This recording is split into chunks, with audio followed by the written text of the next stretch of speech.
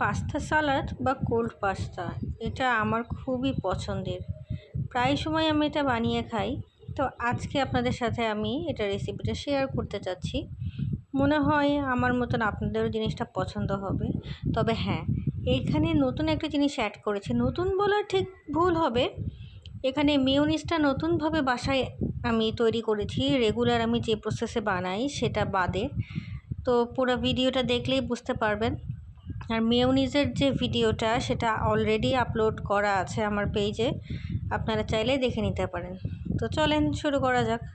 Cold pasta তৈরি করতে আমাদের লাগবে ক্যাপসিকাম, টমেটো, শসা, লেবু, পেঁয়াজ, এখানে চিংড়ি মাছ আর সসেজ ভাজা আছে, অল্প একটু মাশরুমও আছে। আপনি চাইলে এর মধ্যে মুরগির মাংসও দিতে পারেন। কাঁচামরিচ আপনার স্বাদ মতন। এখানে পাস্তা সিদ্ধ করে রাখা আছে। আর আছে হলো মেয়োনিজ, যেটা আমি বাসায় বানিয়েছি। এটা রেসিপিটা আপলোড করা আছে, আমি চাইবো আপনারা এটা দেখে নেন। কোল্ড পাস্তা বানানো এতটাই সহজ যে টুকটাক রান্না করতে পারে বা ছোট মানুষও কিন্তু করতে পারবে। হ্যাঁ, বাট তার কাছে চপিংটা দিবেন না। তো এর মধ্যে আপনি এক্সট্রা আরও কিছু ভেজিস আপনার পছন্দ মতন অ্যাড করতে পারেন। সেটা গাজর হতে পারে, ক্যাবেজ হতে পারে, অথবা ব্রকলিও অনেকে খায় আমি দেখেছি। এনিওয়ে, ব্রকলি আমার পছন্দ না।